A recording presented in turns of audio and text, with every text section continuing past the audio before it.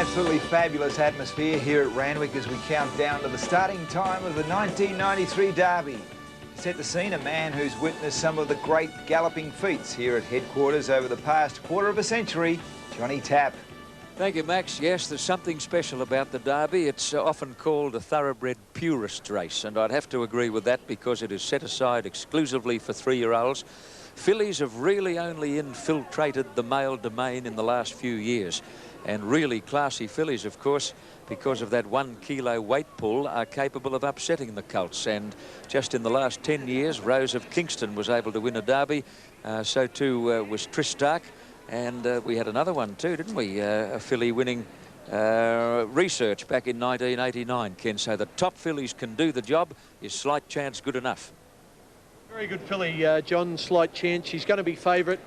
She's into $3.60 on the tote, but there's a man here trying to force me off this betting board, and I know he's got his money on Slight Chance. What do you think, Mr. Sterling? I thought I had the best job in the world, Ken. Now that I've been out here and seen what you do, you play me off a break. This is what I wanted. This is work? You're kidding. You'll get thrown out of the union. You're tipping winners, 4 out of 4. But no, 3 out of 3, about to be 4 out of 4, Ken. So your figures have never been very good. That's the problem. Listen, I've got a message from Fatty. He's up in the Tui's tent. He said, if you see Sterlo, he's backing heaps of winners. He said, get 200 off him for me. Mate, give him nothing. Give him absolutely nothing. Give him nothing. Well, you get out of the way. Let's look at these prices on the tote board. Number 1, can't have a bloke pinching me job this early in the day. If he tips 6 out of 6, I better watch out. Number 1, Carpenter for Disney, showing $4.40, 7 to 2. Number 2, Innocent King, getting out towards 13 to 4, $4.20. Air Seattle is at 60 to 1, the same price our Pompeii. Irish Rort at 11 to 1, 25 to 1 almost now for Telesto. Palate is at 100 to 1. The Bill is a 30 to 1 chance. Take home pay at 25. Peter had told you earlier that he thinks the best roughie is Corregidor. I won't argue with him. I think it's got a good chance myself. It's showing just a bit better than $14. L.A. Yenik at 100 to 1. Successful bid at 200 to 1. Burst getting out a little bit now will make a 7.5 to 1. She's actually at the moment going to return $8.70, and that's with 2/3 of a million, 665,000 on the New South Wales TAB. The favourite, the hot pot, Slight Chance. She's in now to 5 to 2. The punters have rallied to this grand little filly, and I'll tell you something, she won't lose it on heart. She's got a good hope. The scene set here at Randwick. You can see the horses moving around there. Number 12 in the distance, a successful bid. When you see 14, you'll see she's only a little horse, but she's some horse. There she is in the distance now. That's Slight Chance. John, she's a grand filly. Lovely little black filly with a white blaze, and what she lacks in quantity, she makes up for in quality, as her record indicates. She's had 20 starts for 9 wins, 5 seconds, 1/3. 5 of those 9 wins have been at Group 1 level. Now, you just can't do any better than that. And her prize money tally is $1,349,054. She's trained by Bobby Thompson. Just watch closely here in a moment. You'll see her come past camera. Slight Chance, number 14. Here she comes, just turning the corner. A little dark brown filly, but almost black to the eye with that very significant blaze. And as you can see, she's pony-sized. Trained by Bobby Thompson here at Randwick, a former jockey. Bob, in fact, was indentured years ago to T.J. Smith. He was a very successful apprentice rider. He rode with more than his share of success at the fully fledged level, and then he became a trainer. He actually worked for some probably 10 or 12 years as one of Tommy Smith's stable foremen before going solo. And, well, he's rapidly developed over the years into a big race trainer. He's had a lot of success in big races. Not quite as much as the bloke Ken Callender has with him at the moment, by the same token. No man has had more success at Randwick on Derby Day, in the Derby and the Doncaster, than Bart Cummings. Bart, you haven't run us this year, but surely you've got a tip for us. Well, I do like the winner of the BMW in the Derby. Is very good form. Going back, Bozam, he won both of these races quite easily. And I think the filly Slight Chance will be also pretty hard to beat. I think she's won about 5 or 6 Group 1 races up to date. So captive edition from Slight Chance. I'd say they're the 2 standouts as I see it. I think Bozam would give them all a bit of swish if he was still around, eh? Yeah, he was very good, wasn't he? And what about the Doncaster? Have you a fancy? Well, the track's lightning fast here, and it looks to me as though they've got to be up on the pace. 4 in the hands of Scalacci. I think you get the mile quite well, and Soho Square is the hardest to beat. So I think there's a good Quinella. Scalacci's pretty well weighted. I think he's beaten the handicap with half a kilo underweight for age. Sure did, yeah. I suppose if I was training it to get about 58. Thanks, Bart. Good luck if you have a bet. Good on you. Bye. Bart thinks if he were training Scalacci, the horse might have been given more weight. I don't quite know what he means by that. Anyway, Scalacci is certainly in light, according to the good judges, and the big factor in his favour, of course, is the fact that most of the winners today are racing up near the lead, and that's exactly where Scalacci will be. He'll certainly be in the first 3 or 4. Trying to nominate a leader in that race, Gifted Poet would be my pick. He's a natural leader, and with his lightweight is almost certain to make the pace. Jockeys have now been legged aboard their respective mounts, and the huge crowd converges on the parade yard to get a last-minute glimpse of their fancies as the Derby 3-year-olds prepare to move onto the track. This race was first run in 1861, the year the Australian Jockey Club was born, and is as old, almost as old as Randwick Racecourse itself. Not quite, because they were racing here at Randwick as far back as the 1840s under the auspices of the Australian Racing Club. There's a section of the crowd in the Queen Elizabeth stand, and by gee, people don't risk missing out on a good seat for the big races. Here we are, 11 or 12 minutes yet from the start of the race, and people have already selected and claimed their vantage point to watch the running of one of the truly great classics of the Australian turf. There's Pallet, trained by Bruce McLaughlin, just going past the camera with number 7 Saddlecloth, and Pallet is ridden by Brian York.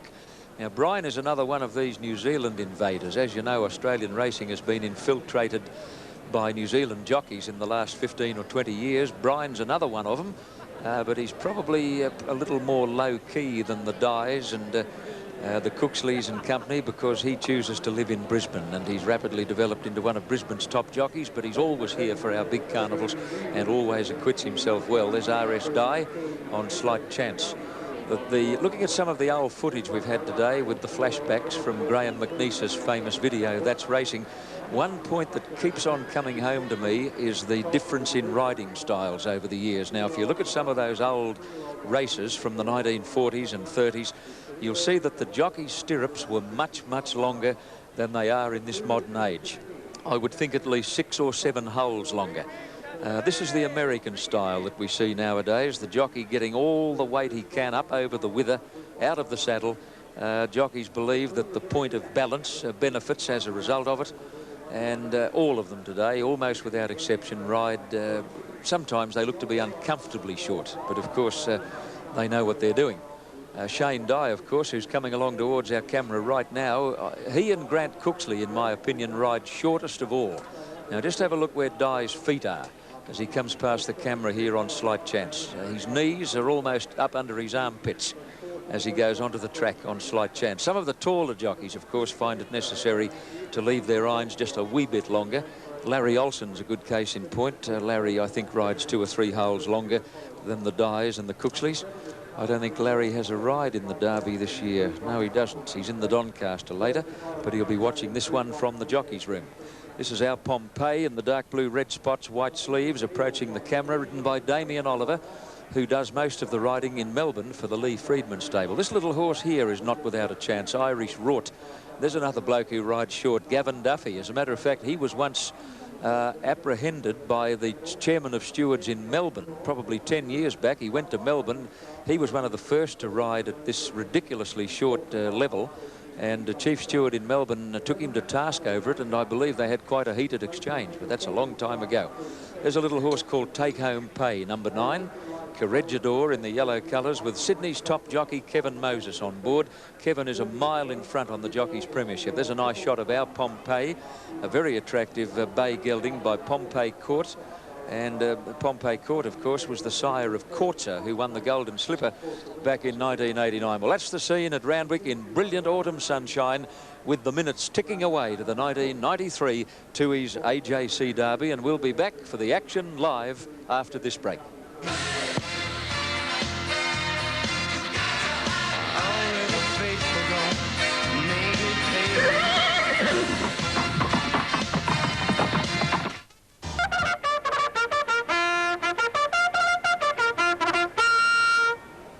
The post call for the AJC Derby, and the runners are now milling around behind the starting gates. One little new innovation that I've just noticed, We might get a shot of it shortly, but for the first time in history, a special winner's stall has been erected towards the western end of the saddling enclosure at Randwick, and the winner only will come back into that special section so that he's in close view of the bulk of the big crowd here at Randwick today. Ken, it's a simple little thing, but it's new, it's innovative, and good to see. Yes, excellent to see, John. A good idea. Anything that puts the horses in the spotlight closer to the public has got a tick from me. I'm very much in favour of it. And let's hope that winner, or I hope that winner, is TAB number 2, Innocent King. Let's look at the latest tote prices. You'll notice on the tote that the outsiders have got out further and the favoured runners have firmed. $4.40 for Carp de Fedition, just under 7-2. Innocent King is showing $4.10, fractionally better than 3-1. Jimmy Custody, the jockey, and 1 alley to help him. Air Seattle and Our Pompeii, both 66-1. As a matter of fact, Air Seattle is creeping towards 80-1. 66 is Our Pompeii. 12-1 Irish Rort, 25 Telesto, 100 Pallet. The bill is getting out to 40-1. Take Home Pay at 25. Corregidor now is at 14-1. LA Yannick, the horse below him, is out to 200-1. The same price as Successful Bid. He's at 200-1. Burst is out now to 9-1. And Slight Chance, a red-hot favourite at $3.10. Just a tiny bit better than 2-1. She's all the rage, Slight Chance. And the best back to beat her, the top two, Innocent King and Carp de Fedition. I notice Carp de Fedition is now firmed from 440 into 430. There's Slight Chance in centre screen. Shane Dye just making sure his weight's in the right place, and he's got the whip in his mouth. He won't have it there when the race is on, John. No, that's exactly right, Ken. He'll have it in his right hand because he doesn't use it in the left, and he'll be plying it vigorously, I'd imagine, if he can hear any challenges on his outside in the straight.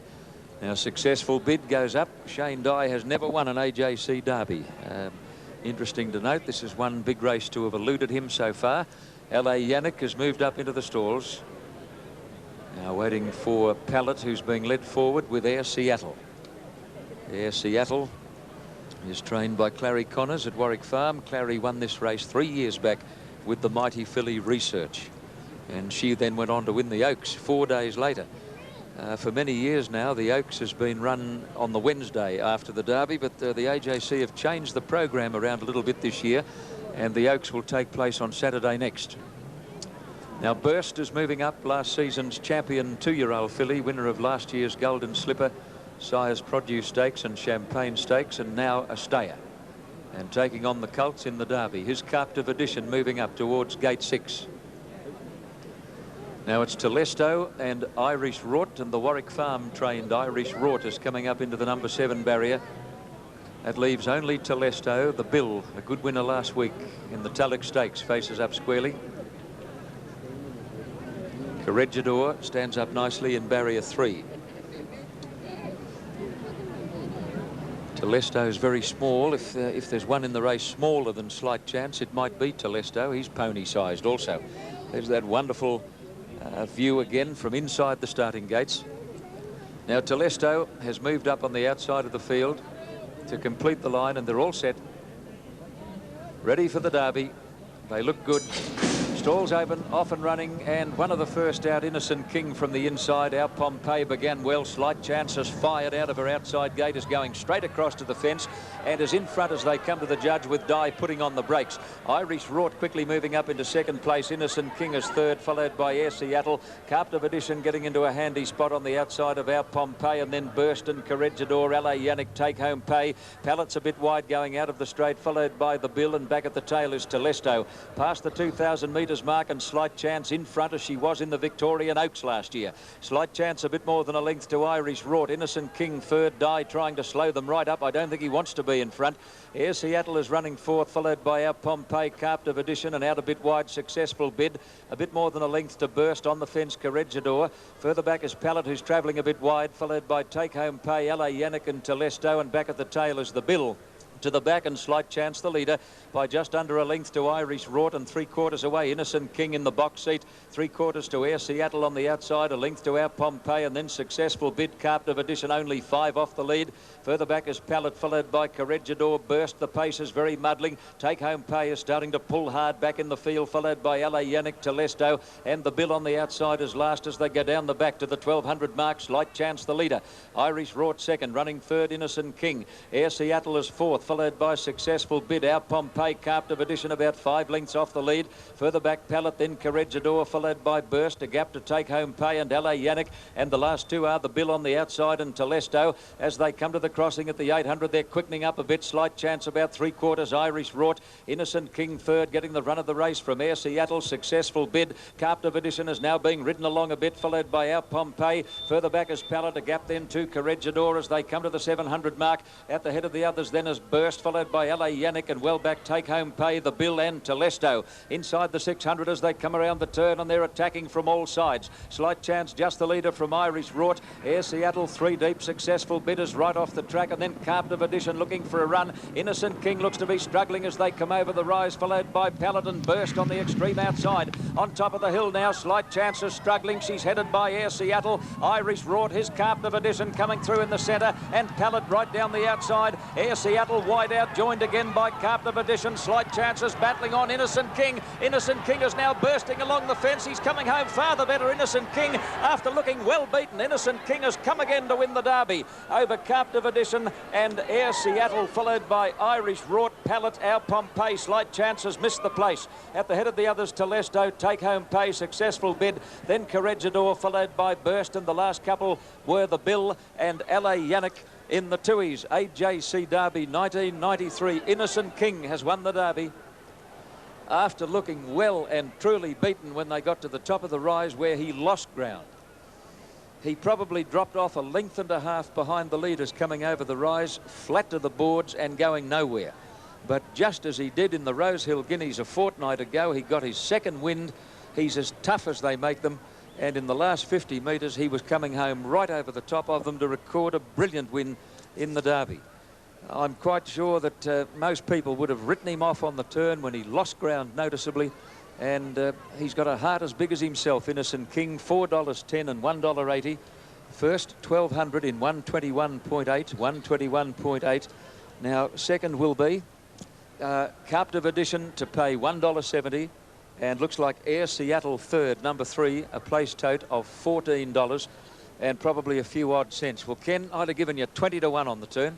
Johnny's the best stayer, and as I said in this morning's paper, they're the horses that win AJC derbies. Horses that you can knock them down and they keep coming, and that's what they did. Now, watch this closely on the home bend. That's Innocent King in the orange cap, right behind Slight Chance the leader. Look at that. Banged into the rail, got a severe check, lost a length and a half at the most vital stage of the AJC Derby. I reckon just about every other horse you could think of would have been out of the race. Instead of being right on Slight Chance's heels, he was 3 lengths behind, but he got going, he picked himself up when it counted, and he got the prize. And Slight Chance won the AJC, not Slight Chance, Innocent King won the AJC Derby after getting flattened at that vital stage. You saw the replay on Channel 9, just how much difference it made to the horse, but he was able to pick himself up and still win. I'm just looking for Kerry Jordan, the trainer here at the moment. He's on his way down to the winner's circle. He'd be very, very excited. You can see the connections there cheering as Innocent King wins the Derby, and the placings are official: 2, 1 and 3 in the Derby. Innocent King first, Captive Edition second, and Air Seattle, trained by Clary Connors, a man who always figures in the big races, in third placing. But we've got Kerry Jordan down here. If we can just follow our leads down far enough, we'll get the Jordan brothers, Kerry and his brother Chris. There's Chris. Chris, if I could see you just for a moment. Chris Jordan, who trains in partnership with his brother Kerry at Rosehill. You must be very excited today, Chris. Oh, very excited, yeah. It was lovely. Coming to the corner, when he got into a bit of trouble, I was a bit worried, but he's run good. Kerry Jordan, the brothers here now. Kerry, we showed it graphically on the Channel 9 replay. He hit the rail, he lost at least 2 lengths. Any other horse would have just turned it up cold. Yeah, no, he's a great horse. He's on the threshold of real good things, this horse. He's a credit to you, son. Thanks very much. Kerry Jordan, the trainer of Innocent King, the winner of the AJC Derby of 1993. And as you saw on Channel 9 there, the horse was flattened. He lost at least 1.5 lengths, perhaps 2 lengths, but picked himself up and came back and courageously took out the blue riband of 1993. Easily the best stayer in the race. If the interference hadn't occurred, I'm sure he'd have won by 2.5 lengths. As it was, the official margins were a 1/2 length. Innocent King, the victor over Carp Edition, with 3/4 of a length to the third horse, Air Seattle. The most exciting time for Connections. There you see the horse now parading. He was an ugly duckling yearling, bought by his owner for only $7,000. And, beauty is in the eye of the beholder.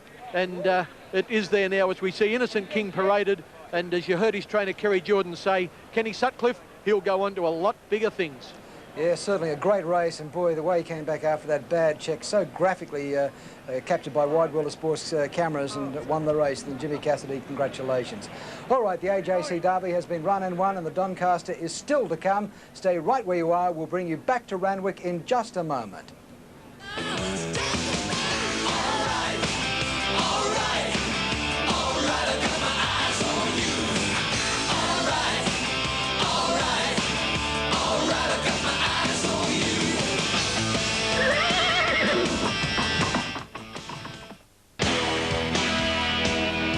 Back at Randwick, and just how good is Innocent King? Look at this. This is where he got badly checked. Oh dear, he did lose a couple of lengths there, but went on to win the race. Jimmy Cassidy really pulling out the best in that horse. What a fabulous win by Innocent King in the AJC Derby for 1993, and there you are. That's the totes, $4.10 and $1.80. Captive edition, $1.70, and Air Seattle paid $14. Yes, congratulations to Jim Cassidy, great ride. And the Easter weekend marks one of the high points of the sporting calendar. Ian Maurice has been keeping up with the latest. Here he is right now with a sports update. Good on you, Max. Thank you very much. In AFL. The Easter Cup. Now, Sterlo, what do you think at Caulfield? I don't know about a good thing, Max. Very tough race, race 5 in Melbourne, the first leg of the extra double down there. I think there's a lot of value in the race, and I've been impressed with the form lately of number 2, Spring Hill Lad. It's won its last 2 over a similar distance. This race just around 2,000 metres, so the distance should suit. Does go up a little bit in weight, but Craig Dinn on board, I think, will steer in the right direction. Was very tempted to tip a West Australian horse, or former West Australian horse, called Vows. It's at big odds, but as I said, Kenny Callender, I think a lot of value in the race. Very tough race in Melbourne. Yeah, thanks very much, Pete. I might tell you that Peter didn't cop losing for a change too good. He was kicking stones on the ground here when Slight Chance was beaten in the Derby. You got to get used to that at the races, Sterlo. Oh, you don't mind being beaten by good horses, do you? Rosehill Guineas and an AJC Derby in a couple of weeks. Fair effort by Innocent King. Yeah, that's exactly right. The good sport of the years. He's pointed it out correctly. Innocent King is a top horse in the making. He won the Rosehill Guineas and he's won the Derby. Not too many horses do that. As Bart Cummings told you earlier, Bo Zam did it. He also won the BMW. Dark Czar is the favourite in Melbourne at 7-2. The top weight in the Easter Cup. Spring Hill Lad at 8-1. I think Coolong Road super value. Gee, won well up the Provincials last start. This time last year he was a Derby colt. He didn't quite live up to that, but he's big odds here, 16-1. Raw Snack at 8-1. Vows also at 16-1. Ahora is an 8-1 chance. Memzel Purdue at 12-1. Voluntary is a scratching. Ramyar is TAB number 9 at 7-1. Fleet Dancer is at 25-1. Hoodlum, a lot shorter than his paper price. Hoodlum, a Harry White mount, is at 6-1. Notwithstanding from the Lee Friedman stable at 15-1. And Bundur's Best is a roughie at 80-1, and Toy Image at 14-1. You can see they're almost in line down at Caulfield, just 1 or 2 to move in, and we'll be taking that race live. I think there's a jockey. No, there's no jockey dismounted. The final horse goes in, and that was Dark Czar. It's down to Melbourne for our call of the Red Tulip Easter Cup.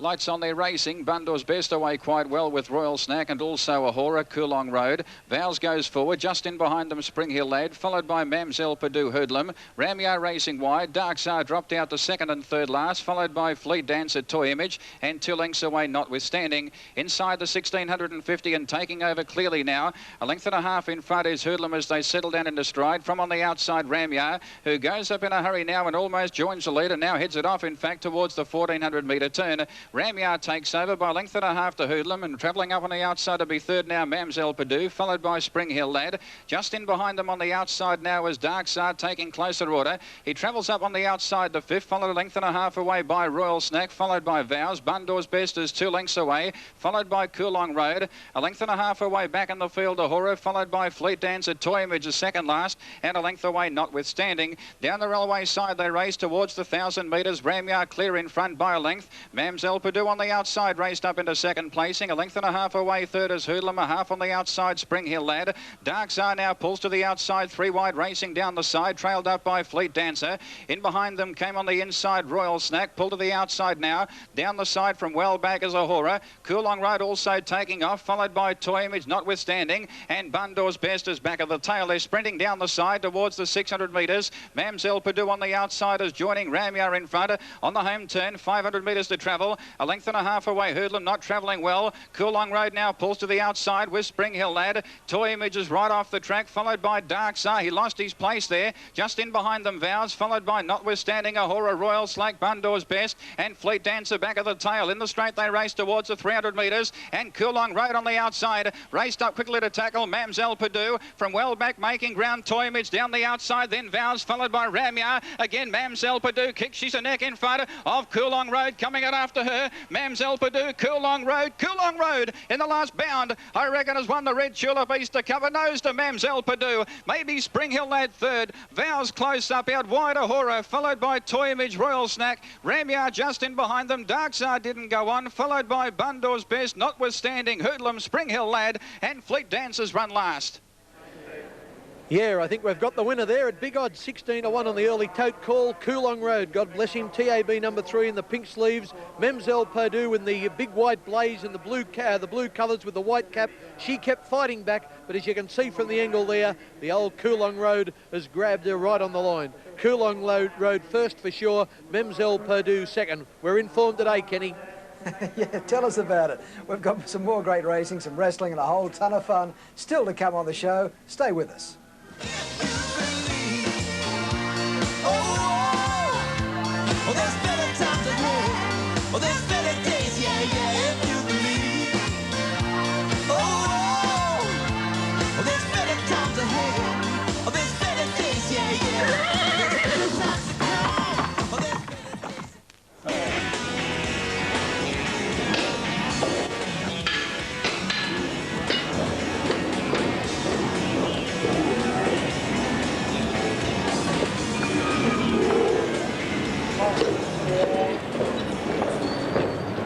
Yes, and that's the toast for race 5. Coolong Road paid $14.70 and $4.70. Mamselle Purdue $4.50 and Spring Hill Lad paid $2.70. Race 5 at Caulfield. Well, a man who's having a fairly good run this afternoon and happy to tell us about it is Peter Sterling. OK, Sterlo, next examination. What's your tip in race 5 here at Randwick, the Adrian Knox Stakes? Well, Kenny, when in doubt, back the top weight. Very tough race, this one again. It's a 2,000 metre race. I'm going for one of the New Zealand visitors, Lady Agnes, and Harris on board, who is the replacement rider for Mick Dittman on Naturalism in the Doncaster. So he'll be looking to get a little bit of form going early. Plenty of chances in the race. Ice Salt, Yodelay, Star Power, I think are all very strong chances. But as I say, Kenny Callender, when in doubt, go the top weight. I haven't run up any stairs, and I've looked on when the odds have been in the red. So I'm doing everything right. I hope I can do the right thing with the toppy here. He looks all right, doesn't he? He's tipping Lady Agnes, Sterlo, and he's in form, 3 out of 4. He's chasing his 4th winner in 5 races. Lady Agnes is at 7-2. As Peter told you, to be ridden by Noel Harris, a good New Zealand jockey and the man who'll be replacing Mick Dittman on Naturalism in the AJC Doncaster. Village Dancer, Peter Johnson, another New Zealander at 20-1, almost out to 25-1. Yodelay, Kenny Russell, trained by Alan Denham at Rose Hill, is a 7-2 chance. Pomparia, Greg Hall, 25-1. Now here's another New Zealander, Filament. TAB number 5, I've picked her. She's at 11 to 2, 5.5 to 1, getting out to 6 to 1. Her jockey is